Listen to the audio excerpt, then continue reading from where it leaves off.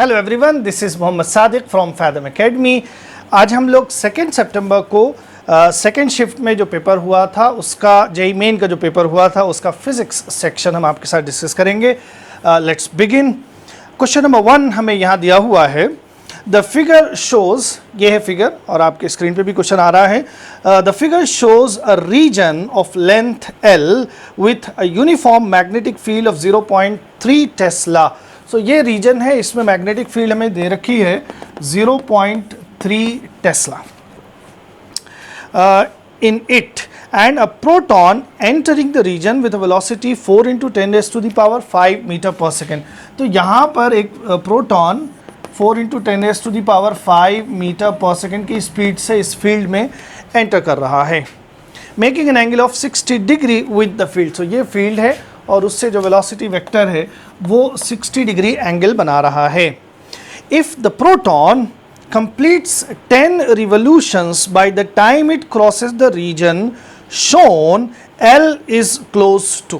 ठीक है, तो जो रीजन है वो एक्सटेंड कर रहा है L डिस्टेंस में, जिस रीजन में मैग्नेटिक फील्ड है, और एक प्रोटॉन इस रीजन में एंटर कर रहा है इस तरह से, और जब वो बाहर निकल रहा है तो वो नियरली 10 रिवोल्यूशंस कंप्लीट कर ले रहा है। तो ये जो रीजन है इसकी विड्थ L, इसकी वैल्यू हमें यहाँ पर कैलकुलेट करना है।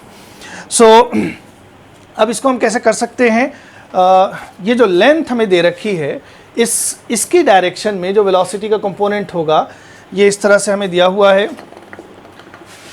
ये है वेलोसिटी और उसका ये वाला जो कंपोनेंट होगा that will B v cos theta. So v cos theta से वो L डिस्टेंस कवर करेगा।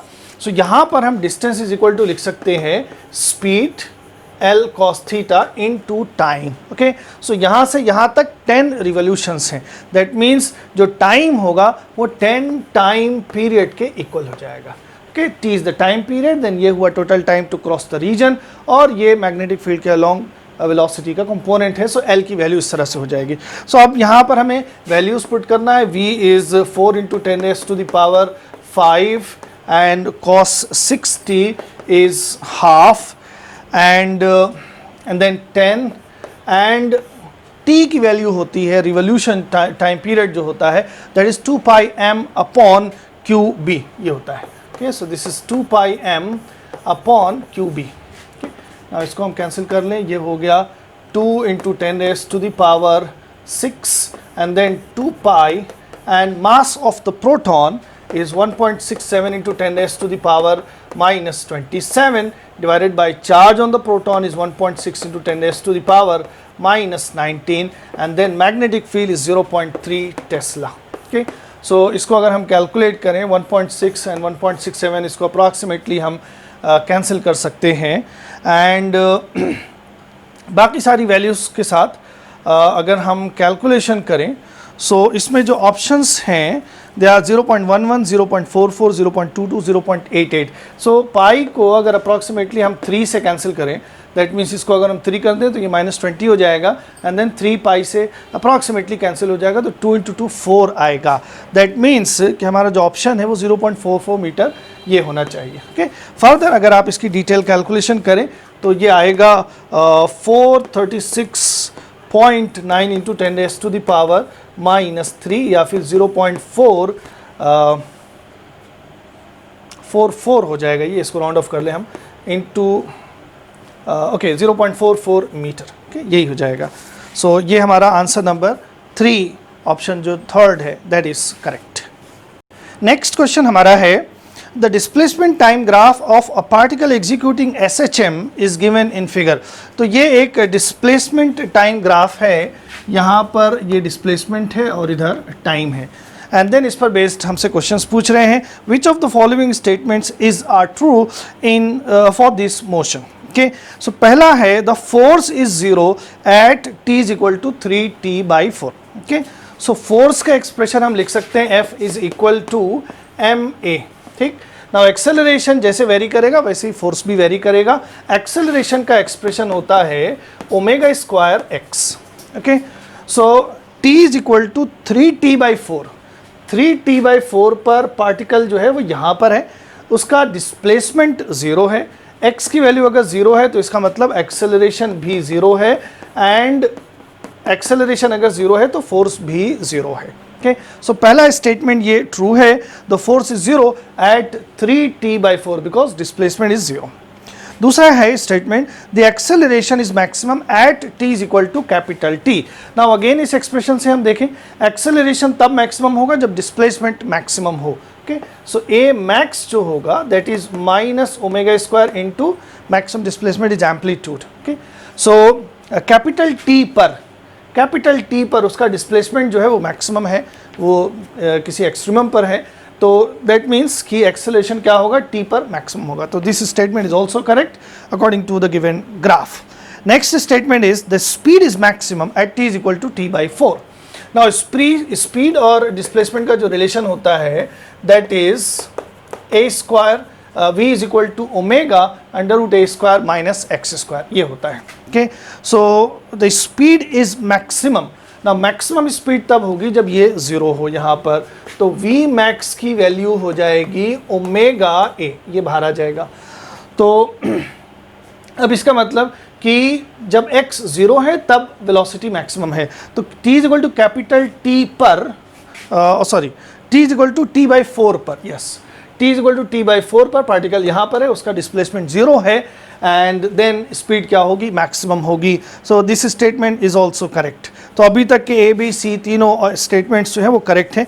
नेक्स्ट कह रहे हैं डी ऑप्शन जो है, D statement the potential energy is equal to kinetic energy of the oscillation at t is equal to capital T/2। तो किस टाइम पर या कहाँ पर x की कौन सी वैल्यू के लिए पोटेंशियल और काइनेटिक एनर्जी इक्वल होंगी। सो काइनेटिक एनर्जी हम लिख सकते हैं हाफ m v स्क्वायर यहाँ से करेंगे तो ये हो जाएगा omega square and then a square minus x square, ये हुआ kinetic energy at any x। And then potential energy जो होगी वो होगी half m omega square x square. Okay, half k x square होगा। सो यहाँ पर स्प्रिंग कांस्टेंट का इक्विवेलेंट जो होता है that is m omega square into x square, ये हो जाएगा। So half m omega square ये हमने कैंसिल कर लिया एंड देन यहाँ से ये एक्स स्क्वायर इधर आके 2x स्क्वायर हो जाएगा और x की वैल्यू अगर हम कैलकुलेट करें तो ये आएगा a/√2। ठीक, सो जब उसका डिस्प्लेसमेंट a/√2 है उस टाइम पर kinetic energy and potential energies are equal. So हमारा स्टेटमेंट ये कह रहा है कि t is equal to capital T/2 पर, so t is equal to capital T/2 पर यहाँ पर है पार्टिकल और उस टाइम पर उसका डिस्प्लेसमेंट जो है वो a है ना कि a/√2। दैट मीन्स कि this statement is not correct. t is equal to capital T/2 पर kinetic and potential energies are not equal. Okay, so options के अकॉर्डिंग पहला a b एंड c ये तीन स्टेटमेंट सही है। सो ऑप्शंस के according fourth option will be your answer. Next question हमारा है a wire carrying current I is bent in the shape A, B, C, D, E, F, A।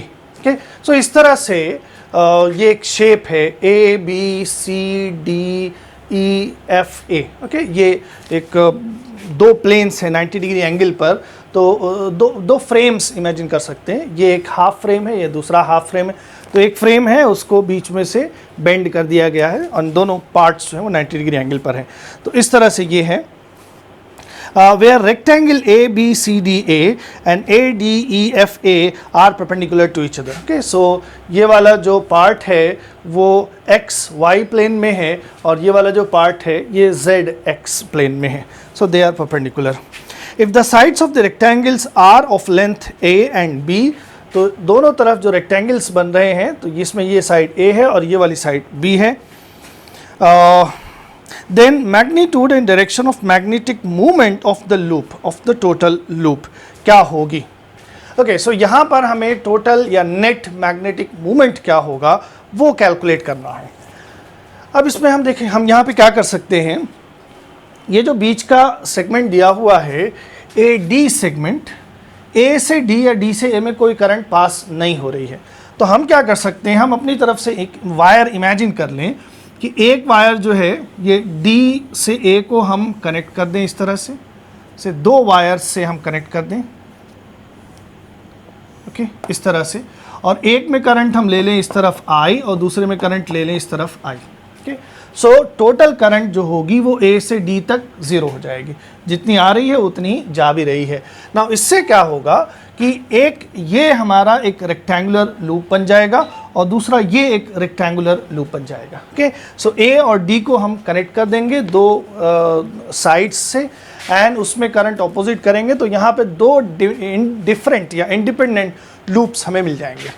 Now ये वाला जो लूप है ये कुछ इस तरह से है, ये हमारी z एक्सिस है, ये x एक्सिस है, तो ये वाला लूप कुछ इस तरह से है हमारा, ठीक, zx प्लेन में है।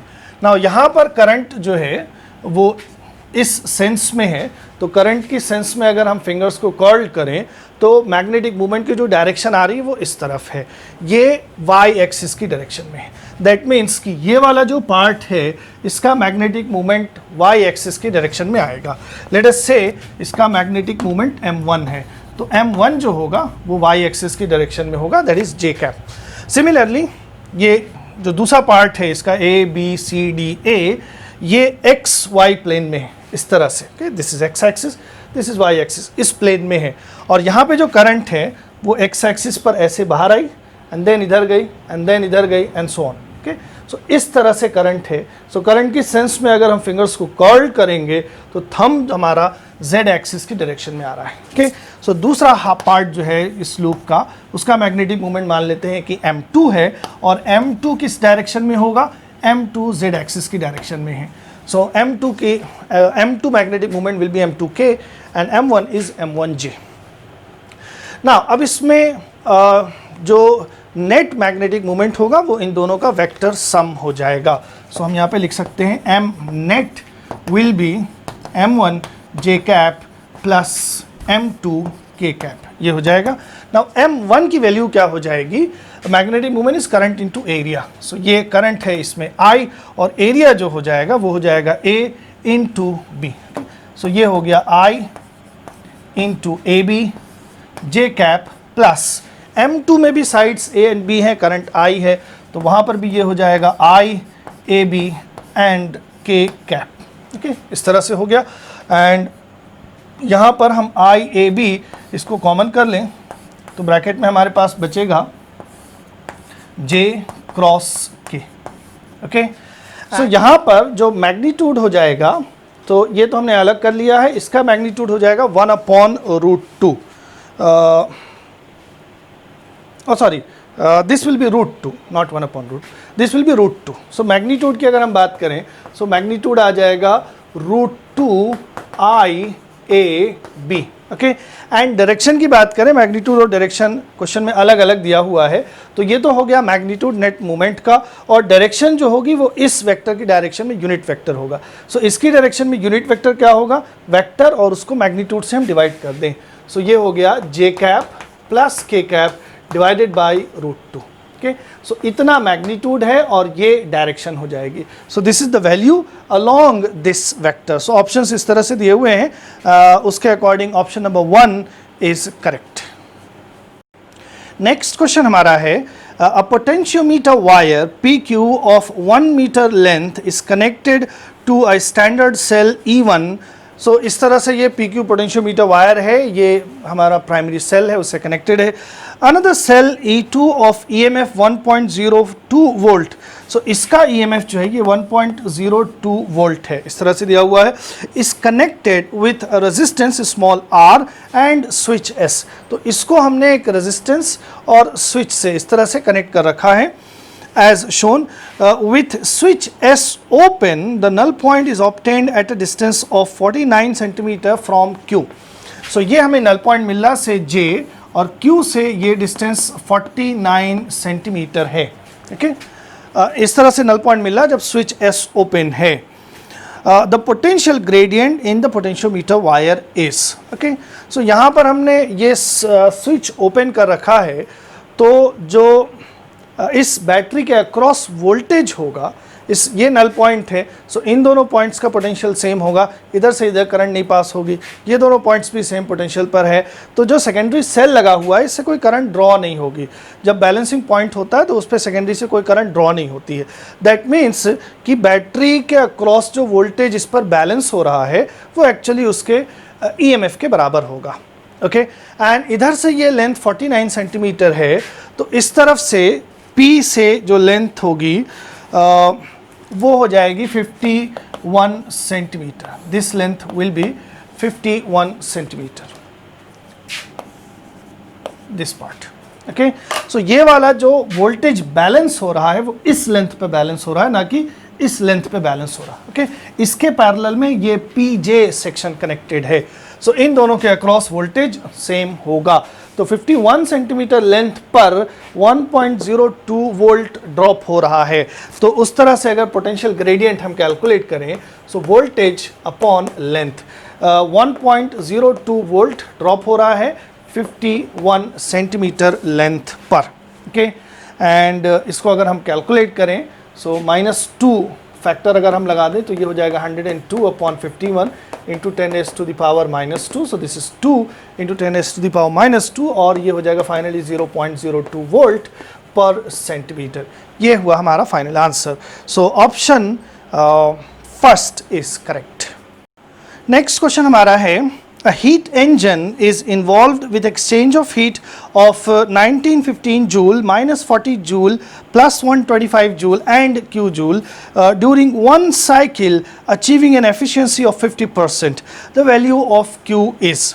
ओके सो हमें यहाँ पर एक साइकिल दिया हुआ है और उस साइकिल की एफिशिएंसी दी हुई है और उसमें हीट एक्सचेंजेस जो हो रहे हैं वो दे रखा है. सो लास्ट वाले स्टेप में जो हीट एक्सचेंज हो रहा है वो हमें कैलकुलेट करना है, उसकी वैल्यू नहीं दे रखा है. सो हमें मालूम है कि साइक्लिक प्रोसेस अगर होगा तो उसमें total change in internal energy will be 0.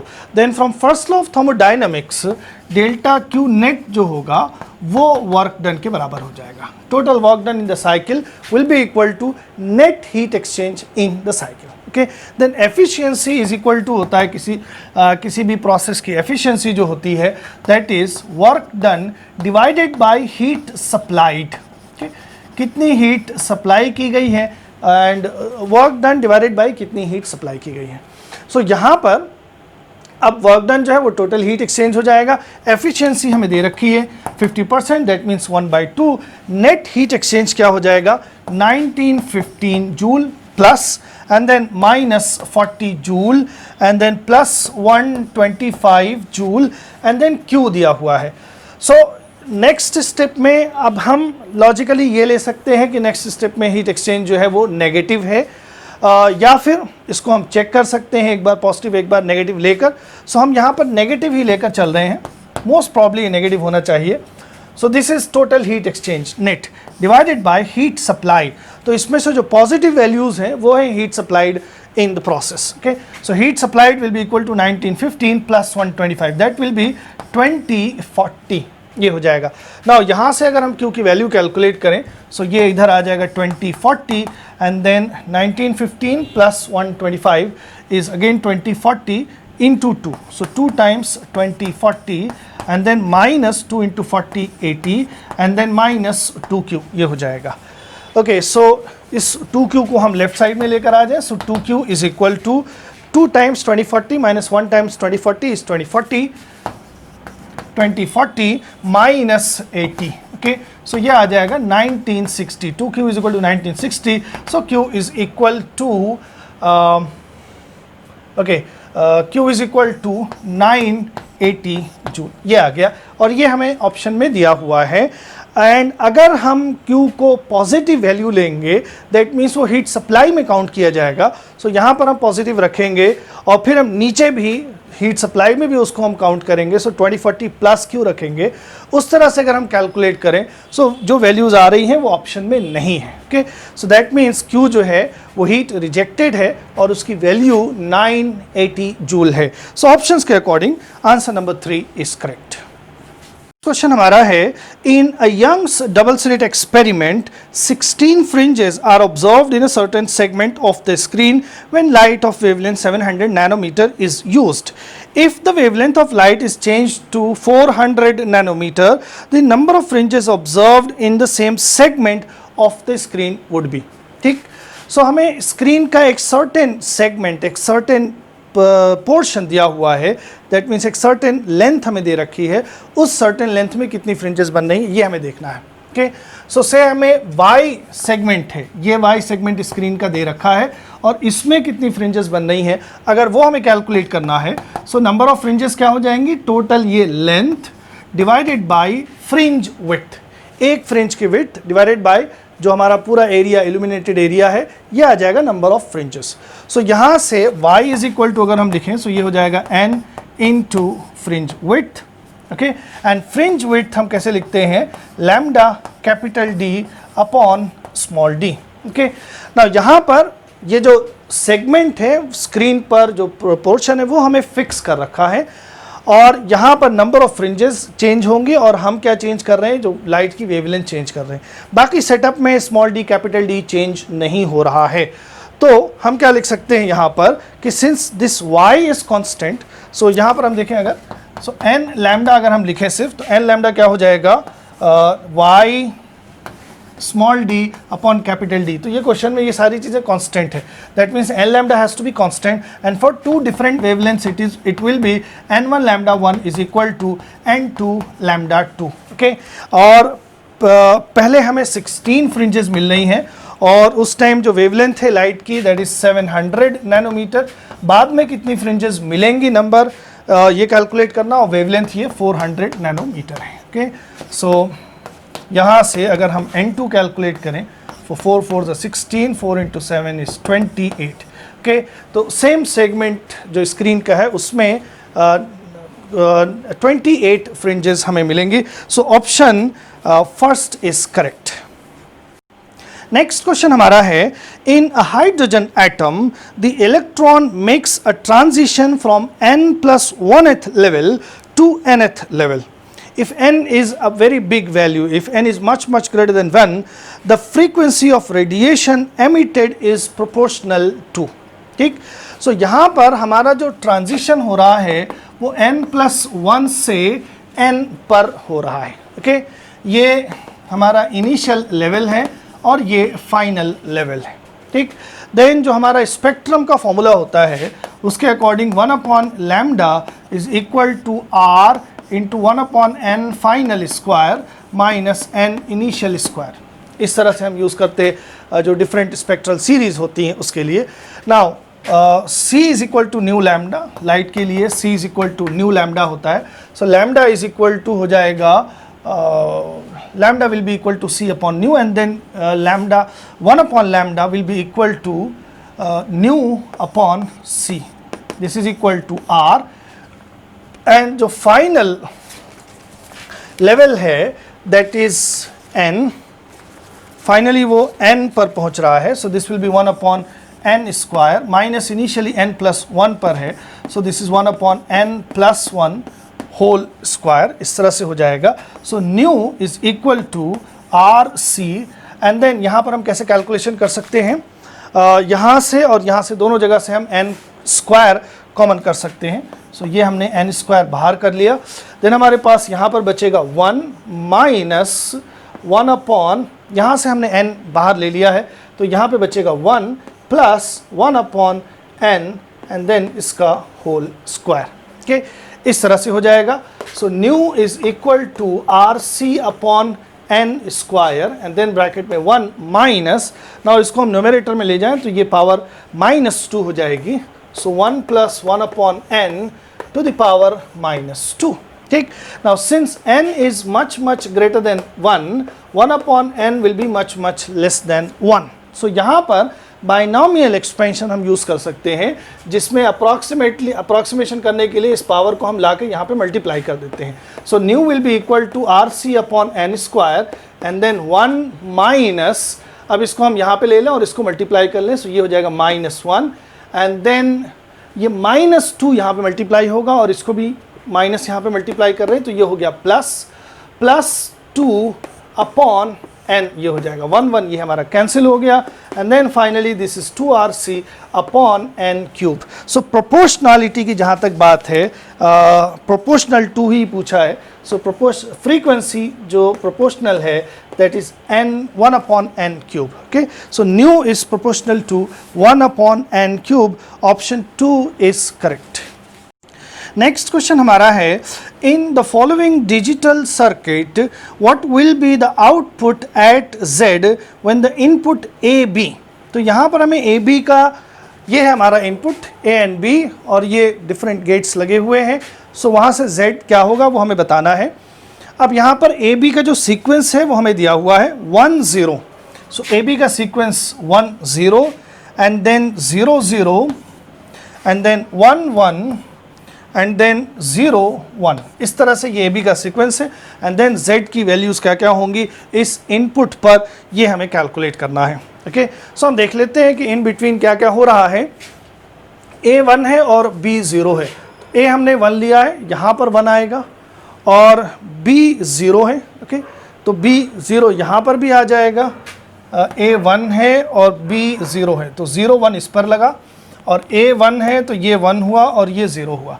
Now 1 0 है, ये NAND गेट है, एंड प्लस नॉट, तो 1 0 एंड 0 देगा और नॉट उसको 1 कर देगा, तो 1 यहाँ पहुँचा।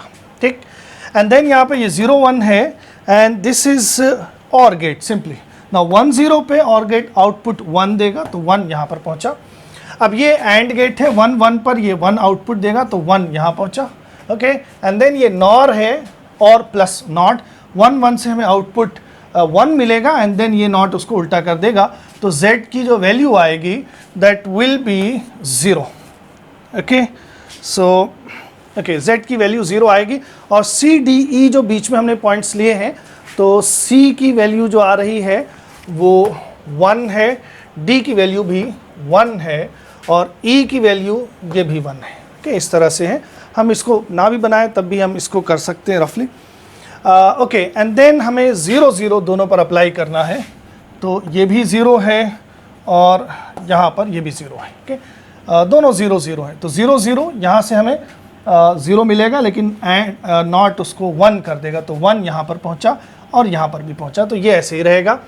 एंड देन उसके बाद B 0 है, A भी 0 है, तो ये और हमें 0 देगा, तो यहाँ पर ये हमें 0 मिलेगा। ना 1 एंड 0 एंड पर हम अप्लाई करेंगे तो हमें मिलेगा 0, तो यहाँ पे पहुँचा 0 और एक मिल रहा है 1, तो और हमें 0 1 का 1 देगा, लेकिन ये जो नॉट लगा हुआ है ये उसको उलट कर 0 कर देगा, तो Z अगेन 0 आ जाएगा। ओके, एंड ये इन बिटवीन वाला आप फिगर में करना चाहें, ये टेबल में अलग से करना चाहें, इट्स अप टू यू। इसका हम बाइनरी जो अलजेब्रा होता है उस तरह से भी कर सकते हैं, but it will B time taking.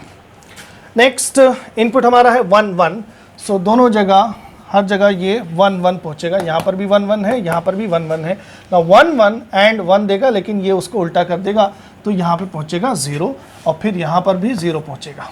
Okay, इसी तरह से यहाँ पर 1 1 है, तो ये इसका आउटपुट 1 देगा, तो यहाँ पर पहुँचा 1। ना 0 1 है, तो यहाँ से आउटपुट मिलेगा 0 और यहाँ से 0 आ रहा है, तो ये OR गेट 0 ही देगा, लेकिन Z उसको उलट देगा, तो ये इसको 1 कर देगा।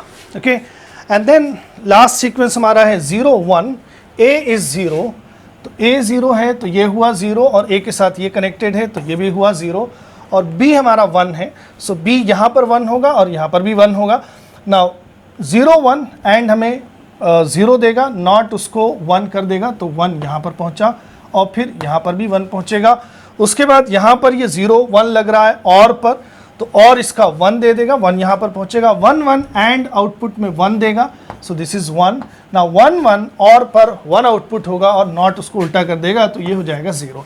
तो Z की जो वैल्यूज़ आएंगी that will be 0 0 1 0। Option 3 will be correct.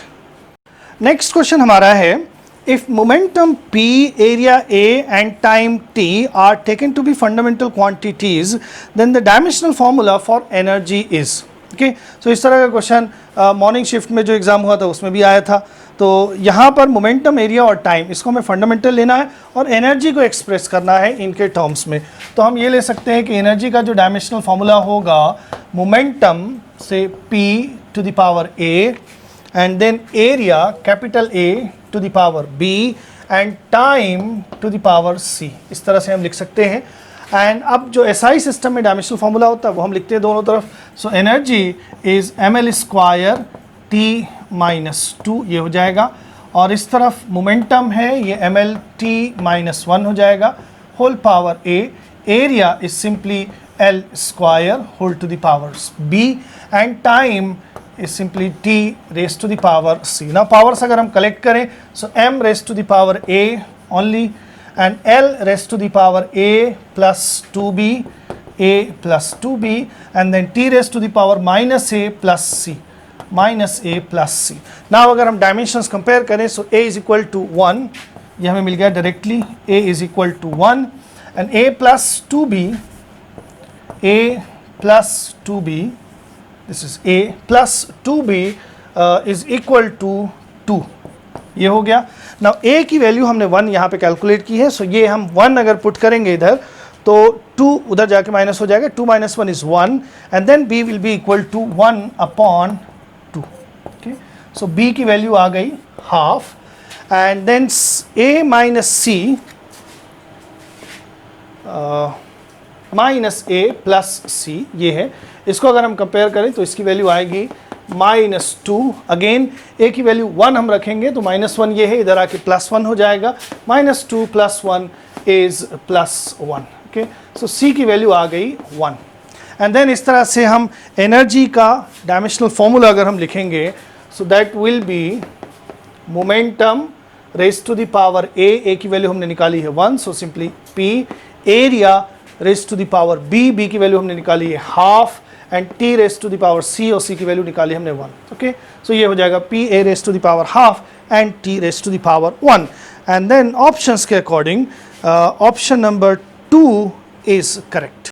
Next question हमें दिया हुआ है, a capillary tube made of glass of radius 0.15 millimetre is dipped vertically in a beaker filled with methylene iodide, जिसका सरफेस टेंशन जो है वो 0.05 newton पर metre है, डेंसिटी 667 kg पर मीटर क्यूब है, which rises to a height h in the tube. Okay, so ये एक एक्सपेंडेड डायग्राम है. ये हमारा कैपिलरी ट्यूब है और उसमें ये मेनिस्कस बन रहा है और इस हाइट तक लिक्विड राइज कर रहा है.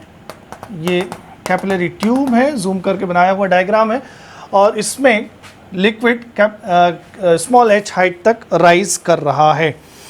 सो इट इज ऑब्जर्व्ड, अब इसमें ये इंपॉर्टेंट पॉइंट है, it is observed that the two tangents drawn from liquid glass interface from opposite sides of the capillary make an angle of 60 degree with one another. Okay, so यहाँ पर जो angle of contact या जो हम tangent draw करेंगे liquid का surface और glass के सरफेस से जो टेंजेंट पास हो रही है और यहाँ से जो टेंजेंट पास हो रही है, दोनों ऑपोजिट डायरेक्शन से हम बनाएंगे तो ये दोनों टेंजेंट्स में 60 डिग्री एंगल बना रही हैं एक दूसरे से. सो हमें यहाँ पर h की वैल्यू कैलकुलेट करना है, लिक्विड किस हाइट तक राइज करेगा वो हमें कैलकुलेट करना है.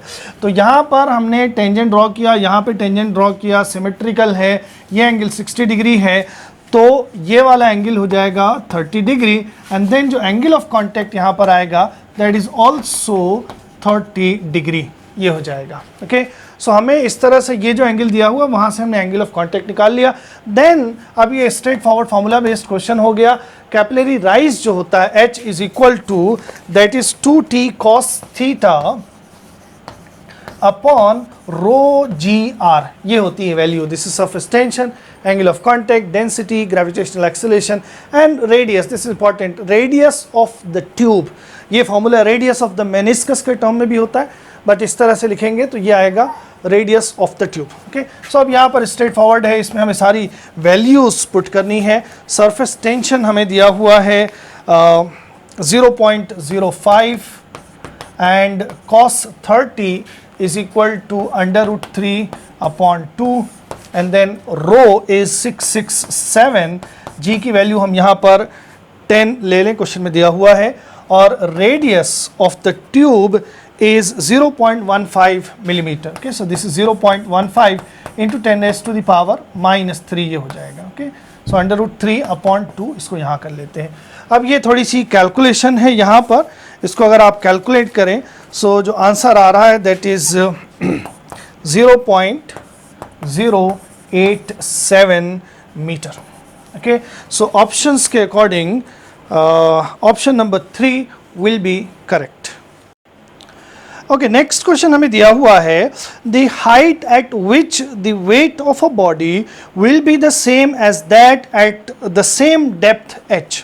Okay, from the surface of earth, radius of earth is capital R and effect of rotation of earth is neglected. So यहाँ पर हमें सरफेस से ऊपर h हाइट लेना है और उतनी ही हाइट नीचे भी लेना, उतनी डेप्थ हमें नीचे भी लेना है. ओके, सरफेस से जितना हाइट हम ऊपर जा रहे हैं उतना ही डेप्थ भी नीचे जा रहे हैं, सच दैट कि दोनों पॉइंट्स पर वेट बराबर है.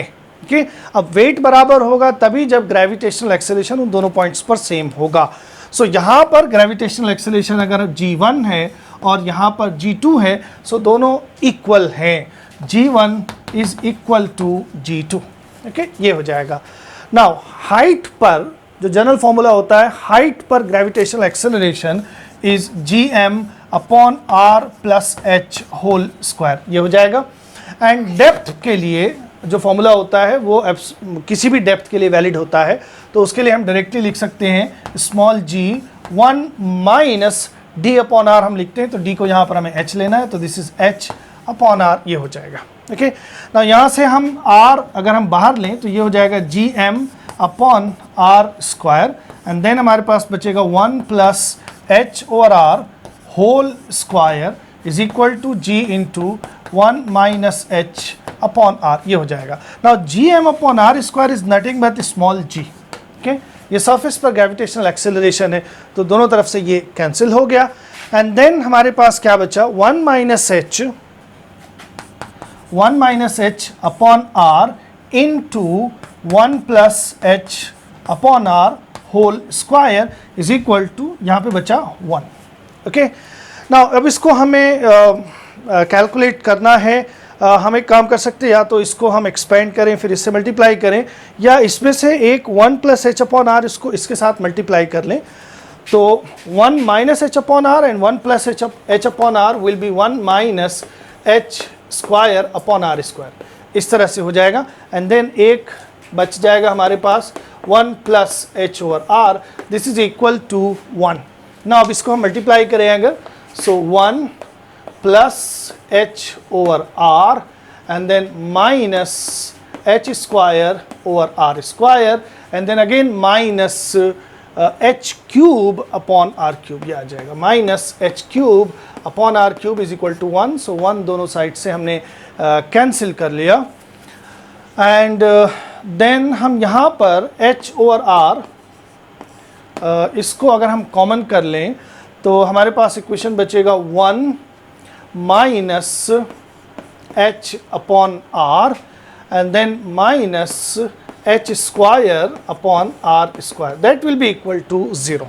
okay, now अब इसी पार्ट को 0 होना है तो इसको अलग से हम सॉल्व कर लेंगे और इसमें हम क्या कर सकते हैं, r स्क्वायर से मल्टीप्लाई कर दें पूरे इक्वेशन में. ये एक इक्वेशन बनेगा separate, 1 minus this that will be equal to 0, उसमें r स्क्वायर से मल्टीप्लाई कर लें तो ये हो जाएगा r square minus r into h and then minus h square is equal to 0. ठीक है, या फिर इसको हम इस तरह से लिख सकते हैं, h square plus r h minus r square is equal to 0. Now this is a quadratic equation in h और h की वैल्यू हमें कैलकुलेट करनी है यहाँ से.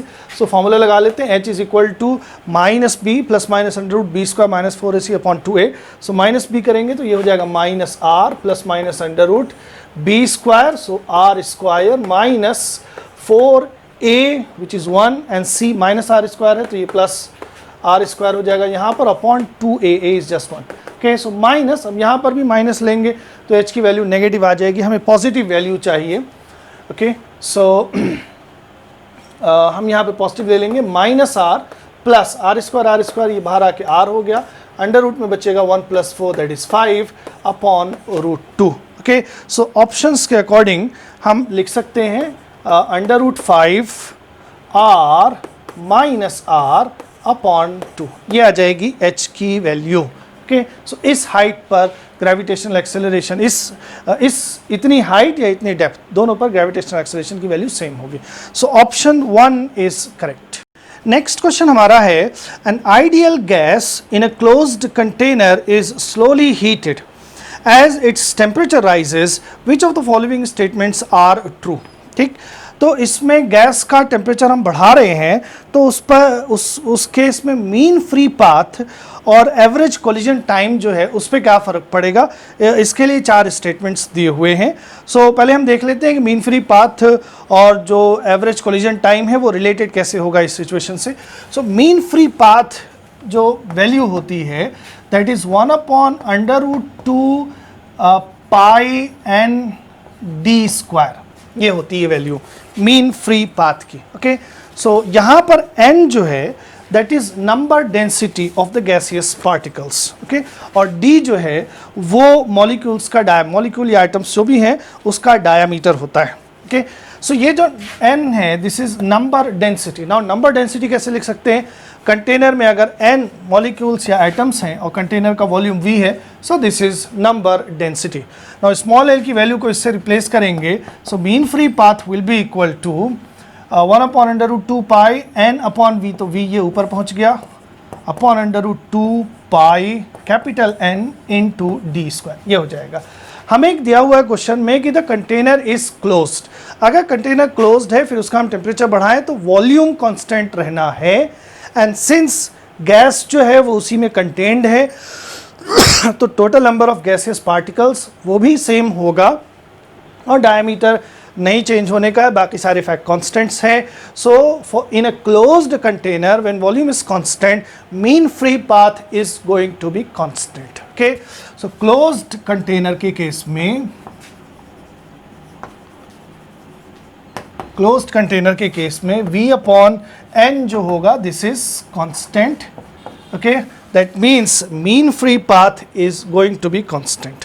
लैम्डा यहाँ पर हमारा जो होगा mean free path that is also constant. Okay, now अब मीन फ्री पाथ हमने कैलकुलेट किया है, सो एवरेज कोलिजन टाइम इससे कैसे रिलेटेड होगा. अगर पार्टिकल्स की वेलोसिटी v एवरेज, अब उसको हम 2-3 तरह से कैलकुलेट करते हैं, मोस्ट प्रोबेबल, RMS या फिर एवरेज निकालते हैं. तीनों में से कोई सी भी हम ले सकते हैं, तीनों का रिलेशन टेम्परेचर के साथ सेम होता है. So distance of mean free path is equal to average velocity जो भी लें यहाँ पर इनटू एवरेज कोलिजन टाइम, ये हो जाएगा. Okay, so average collision time is equal to mean free path upon the average speed of the gaseous particles. Now ये average speed temperature के साथ कैसे रिलेटेड होती है, इसका रिलेशन टेम्परेचर के साथ ऐसा होता है, this is directly proportional to √T. That means कि जब हम टेम्परेचर बढ़ाएंगे तो एवरेज स्पीड गैसियस पार्टिकल्स की बढ़ेगी और लैम्डा कांस्टेंट रहना है. अगर लैम्डा कांस्टेंट है और स्पीड बढ़ रही है so average collision time is going to decrease. Now अब इसमें से ऑप्शंस देखते हैं क्या क्या दिया हुआ है. पहला स्टेटमेंट है the mean free path of the molecules decreases, no it is constant. So पहला स्टेटमेंट गलत है. दूसरा, the mean collision time between molecules decreases, that is correct. Mean collision time will decrease, so option B statement B is correct. Next statement, the mean free path remains unchanged, that is also correct. Mean free path is constant. Statement C is also correct. Statement D is the mean collision time remains unchanged. No, it is decreasing. So यहाँ पर 2 statements correct हैं, B and C. So options में अगर हम देखें so option 4th is correct. Okay. So this is it. अब इसमें जो बचे हुए questions हैं वो आपके साथ हम next part में discuss करेंगे.